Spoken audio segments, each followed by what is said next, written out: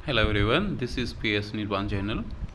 और मैं आप लोगों के लिए आज लिए टॉपिक मॉडर्न हिस्ट्री का है। तो इसमें अपन देखेंगे कि पूना पैक्ट के बाद में गांधी जी ने जो अस्पृश्यता का जो निवारण के लिए जो अभियान चलाया था वो कब शुरू हुआ और उसके पीछे क्या कारण था उन्होंने कि इस बीच में ये उन्होंने अभियान चलाया। तो वो अपन पहले देखते हैं। इसमें एक मैं आपसे ये क्वेश्चन करना चाहूँगा, जैसे कि उन्होंने किया जो अस्पृश्यता का जो नाम लिया था उन्होंने, तो उससे संबंधित जो कुछ पॉइंट्स हैं वो अपन देख लेते हैं कि अस्पृश्यता का नाम लेते ही आपके ध्यान में क्या आता है। तो डेफिनेटली आप लोगों के ध्यान में यही आता होगा कि अस्पृश्यता है तो वो दलितों से संबंधित थी, बस उससे रिलेटेड भी आपके दिमाग में ये पॉइंट आते हैं। लेकिन उससे अलग भी है, तो वो अपन देखते हैं क्या क्या है। पहला पॉइंट है इसमें, फूट डालो राज करो। फूट डालो राज करो का मतलब क्या था कि अंग्रेज़ों को पहले तो मुस्लिम मिल गए थे, उनको उन्होंने अलग कर दिया था। फिर उनको दलित मिल गए थे, तो वो चाहते थे कि हम दलितों को भी भारतीय समाज से अलग कर दें और इनमें फूट डाल दें। तो दूसरा था उनमें रेमजे मैकडोनाल्ड अवार्ड जो 1932 में आया था। रेमजे मैकडोनाल्ड अवार्ड में क्या था, उनका यही था कि इनको अलग से मताधिकार और आरक्षण दे दिया जाए और इनको अलग से एक वैधानिक दर्जा दे देंगे तो ये समाज से अलग हो जाएंगे। दूसरा था इसमें पूना पैक्ट। पूना पैक्ट जो इससे पहले मैंने पढ़ा है 1932। तो पूना पैक्ट में क्या था, उनके लिए अलग से जो ये वैधानिक दर्जा वाला, दलितों के लिए वैधानिक दर्जा का निर्माण कर दिया गया था ताकि वो अलग हो जाएं।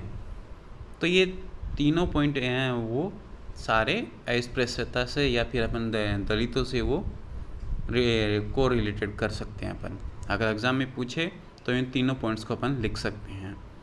दूसरा ये था कि उस टाइम जो राजनीतिक वातावरण क्या था। तो राजनीतिक वातावरण अपन देखें कि सविनय अवज्ञा आंदोलन 1930 में गांधी जी ने शुरू कर दिया था और उसके बाद में उन्होंने 30 में उन्होंने सविनय अवज्ञा आंदोलन शुरू किया। उसके बाद में पहला गोलमेज सम्मेलन हुआ जिसमें कांग्रेस ने भाग नहीं लिया था। दूसरा जो गोलमेज सम्मेलन हुआ था उसमें गांधी जी ने भाग लिया था, लेकिन उसका भी कोई मतलब नहीं निकला था। तो गांधी जी ने उससे मोह भंग हो गया।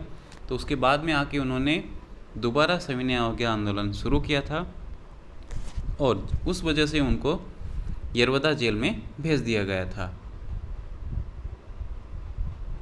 तो यरवदा जेल में उनको भेज दिया गया।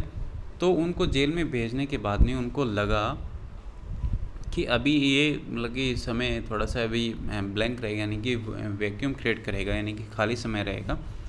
तो 1935 में उनको लगा कि अभी कुछ और भी होने वाला है। अगर ये इतना लंबा टाइम ये निकालेंगे तो डेफिनेटली कोई ना कोई एक्ट आएगा इन सब चीज़ों के सही करने के लिए, या कुछ इनको एक किस तरह की इनको आज़ादी देनी है, किस तरह का इनको शासन देना है, उसका वैल्यूएशन करने के लिए करने के बाद में एक एक्ट आएगा। तो गांधी जी को लग रहा था कि ऐसा कुछ होने वाला है। तो गांधी जी की जो दूरदृष्टि थी वो बहुत अच्छी थी, देखने वाली दूरदृष्टि नहीं, उनको पता था मतलब कि इन फ्यूचर इसके क्या रिजल्ट होंगे। तो 1935 में कोई एक्ट आएगा तो गांधी जी को लग रहा था, तो उन्होंने सोचा कि कुछ सालों तक कुछ नहीं होने वाला, यानी कि वो जेल में बंद थे गांधी जी। तो उनको लगा कि अभी 4-5 साल कुछ नहीं होने वाला है, तो अभी सब फ्री बैठे रहेंगे। अगर ये समय अगर इन लोगों को थोड़ा ढीला छोड़ दिया, यानी कि इनको कुछ नहीं कहा, किसी काम के लिए प्रेरित नहीं किया, तो ये हमारे लिए गलत होगा। यानी कि लोगों की जो चेतना है, जो अभी तक उत्साह बना हुआ था, वो सारा ख़त्म हो जाएगा। यानी अभी तक जो भी प्रयास हमने किए हैं वो सारे ख़त्म हो जाएंगे और जो कांग्रेस के जो लोग हैं वो सारे सो जाएंगे, उनको जगाना बहुत ही मुश्किल हो जाएगा फिर। तो उन्होंने सोचा कि कुछ रचनात्मक कार्य किए जाएं जो जनता के लिए भी सही रहेंगे और कांग्रेस के लिए भी सही रहेगा। तो इसके लिए फिर उन्होंने सोचा कि क्या करें, ऐसा क्या करें जो जिससे समाज भी एक हो जाए और जन जागरण आंदोलन हो वो, और लोगों को सभी को इसका फ़ायदा भी मिले और वो हम देश के लिए भी सही रहे।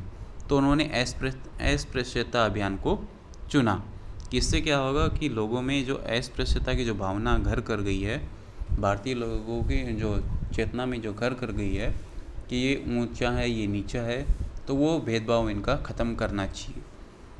तो उसके लिए फिर इससे पहले जो रेमजे मैकडोनाल्ड अवार्ड आया था उससे गांधी जी बहुत दुखी हुए थे, उनको लग रहा था कि बहुत गलत हो रहा है। तो दलितों के साथ बहुत कुछ जो इनको उनके जो टैग लगा दिया गया था, टैग किस चीज़ का लगा हुआ था, अछूत का टैग लगा हुआ था कि वो इसे हटा दें हम। तो गांधी जी सोच रहे थे अगर ये टैग हट गया तो लोगों को, ये भारतीय समाज में है जो अछूत लोग हैं उनको भी मुख्य धारा में शामिल कर पाएंगे और उनके साथ रह पाएंगे। तो समाज से उनको जो अलग कर दिया था उसको भारतीय समाज की चेतना में दोबारा शामिल करना है, ये गांधी जी का मेन मोटो था।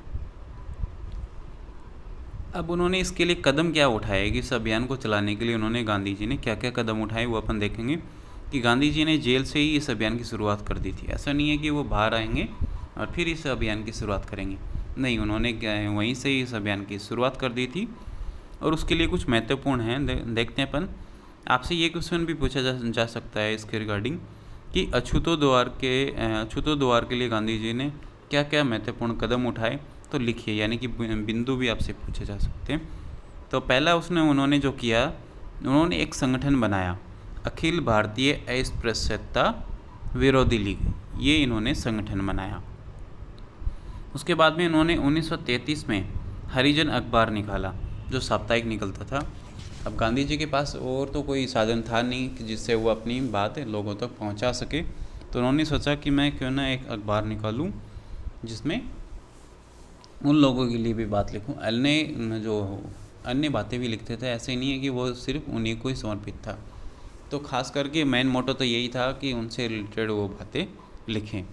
और दूसरा ये था कि उन्होंने जो सोचा कि जो भारतीय लोग हैं वो एक जैसे भावनात्मक ज़्यादा जुड़ाव रखते हैं, यानी कि जैसे वो धार्मिक भावना हो गई, तो भावनाओं को ज़्यादा महत्व देते हैं वो। तो उन्होंने कहा कि जो हरिजन, यानी कि हरि का मतलब है भगवान ईश्वर और जन यानी आदमी, तो ये जो हरिजन जो लोग हैं, जो दलित लोग हैं, वो भगवान के ही संतान हैं।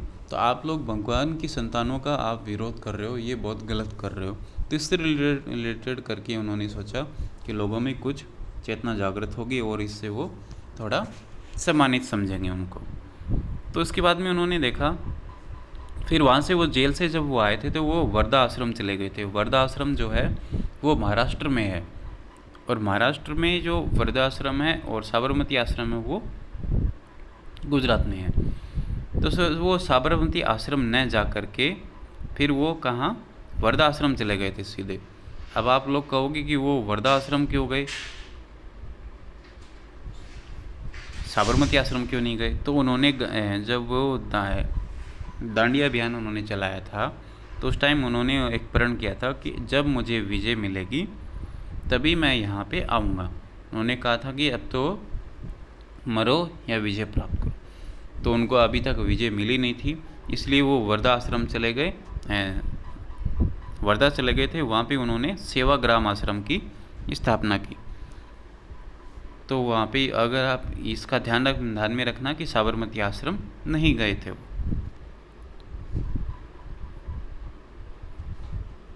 इसके बाद में जो है उन्होंने अगला पॉइंट है हरिजन यात्रा निकाली, यानी कि 1 साल तक उन्होंने पूरे देश में घूम घूम के लोगों को समझाया कि हरिजन लोगों के लिए जो छुआछूत अपन जो कर रहे हैं वो गलत है। और उन्होंने ये भी कहा कि जो अस्पृश्यता है वो कलंक है, वो एक तरह से कलंक ही है। उन्होंने कहा कि ये चीज़ें अपन को नहीं माननी चाहिए। हरिजन जो है, उन्होंने हरिजन सेवक संघ के लिए कोष भी एकत्रित किया, यानी कि घूम घूम के उन्होंने 1 साल तक 20,000 किलोमीटर की यात्रा की और घूम घूम के करके उनके लिए कोष भी एकत्रित किया। गांधी जी ने 2 लंबे अनशन भी किए। अब गांधी जी अनशन करते थे तो उसमें होता क्या था कि जो ऐसे नहीं है कि गांधी जी ही अनशन करते थे, उनसे जो लोग जुड़े हुए थे वो भी अनशन करते थे, यानी कि पूरा देश उनके अनशन से चार्ज हो जाता था। लोग भी अनशन करते थे और वो खुद भी अनशन करते थे। सितंबर 1934 में एक जो चीज़ हुई थी वो ये हुई थी कि गांधी जी ने कांग्रेस से त्यागपत्र दे दिया। अब उन्होंने त्यागपत्र क्यों दिया, उसका एक रीज़न था। उन्होंने एक स्टेटमेंट दिया कि मैं जो हूँ वो कांग्रेस के विकास में रोड़ा बन रहा हूँ, यानी कि मैं एक पादक बन रहा हूँ, क्योंकि उनको लग रहा था कि अभी उस टाइम जो मार्क्सवाद जो विचारधारा थी वो काफ़ी प्रबल हो रही थी और युवा खास करके गांधी जी का विरोध कर रहे थे, क्योंकि जो अंग्रेज़ थे वो गांधी जी का जो मूल मंत्र था अहिंसा, उसका फ़ायदा उठा रहे थे। उनको लग रहा था कि गांधी जी इनको हिंसा करने नहीं देंगे और अपन इनका दमन कर सकते हैं आसानी से। तो युवा जो थे वो आक्रोशित थे और कांग्रेस में भी वो दो पार्ट हो गए था, जो आंतरिक विरोध चल रहे थे। और जो दूसरा जो था सुभाष चंद्र बोस जो थे, उन्होंने कांग्रेस के ही जो चुनाव में जो खड़े हुए थे उनको हरा दिया था उनको। तब जो कांग्रेस के अंदर विरोध भी होने लगे थे, तो इस तरह से उन्होंने त्यागपत्र दे दिया। इसका मतलब ये नहीं था कि उन्होंने अलग से पार्टी बनाई है, कोई नहीं हो पा, उन्होंने कोई पार्टी नहीं बनाई, बल्कि वो कांग्रेस के लिए ही काम कर रहे थे। गांधी जी की जो चीज़ थी वो उन्होंने हरिजन के लिए जो अभियान चलाया था, उसमें ये नहीं था कि वो खुद काम नहीं करते थे, वो कथनी और करनी उनकी एक जैसी थी। तो वो हरिजनों के साथ ही खाते थे, रहते थे, सोते थे, उनका संडास भी साफ करते थे। तो गांधी जी ने कथनी और करनी दोनों समान थी। अब देखते हैं कि जो गांधी जी और अंबेडकर जी, ये दोनों ही जो दलितों के उत्थान के लिए लगे हुए थे कि उनको समान अधिकार मिल सके, लेकिन दोनों के ही विचारों में भिन्नता थी। वो अपन देखते हैं कि कैसे भिन्नता थी, कि दोनों अलग अलग सोचते थे। अंबेडकर जी का कहना था कि जो जाति प्रथा थी वो अस्पृश्यता का कारण है, तो जाति प्रथा को ही ख़त्म कर देना चाहिए। लेकिन गांधी जी ने कहा कि जो जाति प्रथा है वो सही है और अस्पृश्यता का जो कारण है वो है लोगों में ऊंच नीच की भावना। लोग जो ऊंच नीच की भावना जो सोच रहे हैं वो ख़त्म होनी चाहिए। दूसरा, अंबेडकर जी ने कहा कि जो अंतर्जातीय विवाह है वो होने चाहिए, यानी कि जो अंतर्जातीय विवाह होंगे, तो जैसे कि लड़का या लड़की, लड़की या लड़का अगर होंगे तो वो अपने साथ एक समान दर्जा देंगे उनको, और उनकी जो संतानें होंगी उनकी क्या जाति होगी, तो उनकी कोई जाति नहीं होगी। तो इस तरह से वो जाति प्रथा भी ख़त्म हो जाएगी। लेकिन गांधी जी ने कहा यह इसका कोई सलूशन नहीं है कि अंतर्जातीय विवाह किया जाए। तो गांधी जी ने इसको सही नहीं माना। फिर इनके विचारों के थोड़े से एंटी हो रहे थे दोनों एक दूसरे के। तो इन्होंने कहा कि शास्त्रों में भी ये चीज़ें नहीं कही गई है कि अस्पृश्यता को मानना चाहिए, वहाँ पे भी ये लिखा गया है अस्पृश्यता नाम की कोई चीज़ नहीं है और हम सब एक समान हैं। अगर किसी शास्त्र में ये चीज़ लिखी गई है तो उसको हम नहीं मानेंगे, तो उसका हम यानी कि उसका हम नहीं मानेंगे, ना पढ़ेंगे इसमें कि उसमें वो चीज़ें गलत लिखी हुई है। तो इसमें उसका ये जो गांधी जी का हरिजन अभियान था उसका परिणाम क्या हुआ, ये हुआ कि जो कांग्रेसी और जो आमजन लोग थे उनको आंदोलन के लिए प्रशस्त करना, यानी कि उनको जगाए रखना और एक ऊर्जा बनाए रखना था। और संविधान में जो व्यवस्था की गई थी अस्पृश्य लोगों के लिए, तो उसे अपराध, घोर अपराध माना गया। अब अपराध, उसके लिए जिम्मेदार भी गांधी जी को ठहराया गया है। लेकिन जो वो विचार था कि संविधान में जो इनके लिए सुविधा जो की गई थी, तो उसके लिए जो विचार थे वो कांग्रेस के थे, परंतु गांधी जी इसमें सर्वोपरि माने गए हैं। दूसरा ये था कि जो अंग्रेज़ों का जो मूड था या फिर उनका जो एक एजेंडा था या उनका प्रोजेक्ट था, तो उनका ये था कि इनको अस्पृश्य जो लोग हैं, जो दलित लोग हैं, इनको भी अपन अलग कर देंगे समाज से। तो गांधी जी के कारण वो विफल हो गया और वो उनको अलग नहीं कर पाए। तो आई होप दोस्तों ये टॉपिक आपको अच्छा लगा होगा। कमेंट बॉक्स पर ज़रूर बताइए। मैं आप लोगों के लिए इसी तरह यूपीएससी और पीसीएस के लिए ख़ास तौर पर ये वीडियोस मैं बना रहा हूँ, तो बाकी लोग भी इसे देख सकते हैं, उनके लिए भी हेल्पफुल है। लेकिन खास करके ये जो पीसीएस और यूपीएससी के लिए ही मेन मोटिव है।